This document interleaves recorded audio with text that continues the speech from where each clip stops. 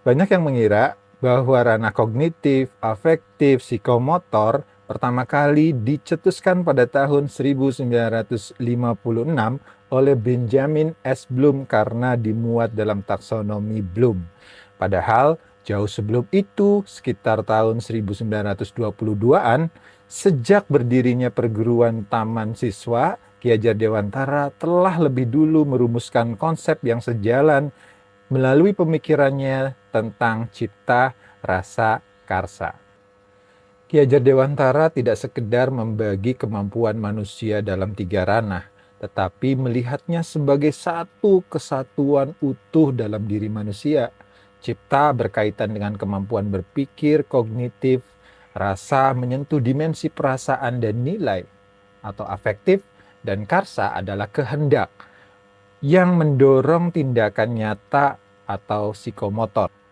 Sebagaimana yang beliau ungkapkan bahwa pendidikan adalah proses untuk mempertajam pikiran, menghaluskan rasa, dan memperkuat kemauan, sebuah kalimat sederhana namun merangkum hakikat pendidikan yang utuh, cipta, rasa, karsa. Artinya pendidikan bukan hanya sekedar membuat anak tahu, tetapi juga bisa merasakan dan juga melakukan. Bayangkan seorang anak sedang mengikuti ujian. Secara cipta, dia tahu bahwa mencontek adalah perbuatan yang tidak baik, tidak jujur. Secara rasa, ia merasakan kegelisahan ketika melihat kesempatan mencontek terbuka, ketika pengawas tidak benar-benar memperhatikan, ketika ada jawaban teman yang benar-benar jelas tampak di depan mata. Namun pendidikan tidak berhenti di situ. Pada tahap karsa, ia akan lebih memilih mengerjakan dengan kemampuannya sendiri, walaupun dia tahu kalau nilainya tidak akan setinggi yang lain.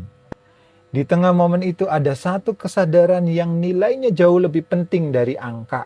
Nilaimu sesungguhnya tidak diukur dari nilai rapor atau hijaunya rapor pendidikan, tetapi pada kejujuran yang kamu lakukan.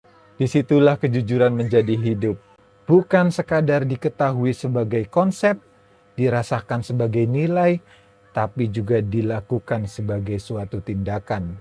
Jika yang dikejar hanya kognitif, anak mungkin tahu definisi jujur, tetapi anak tetap mencontek ketika ada kesempatan. Jika hanya afektif yang disentuh, anak mungkin merasa bersalah, tapi tidak kuat menahan godaan. Namun ketika cipta, rasa, karsa tumbuh bersama, maka kejujuran bukan lagi diajarkan, tetapi tumbuh dalam setiap ruh sendi kehidupan. Ki Hajar Dewantara telah mengingatkan bahwa pendidikan adalah proses menumbuhkan potensi secara menyeluruh, secara selaras, secara holistik. Bukan dipisah-pisah, bukan juga diprioritaskan salah satunya, tapi dipadukan dalam setiap kehidupan secara utuh.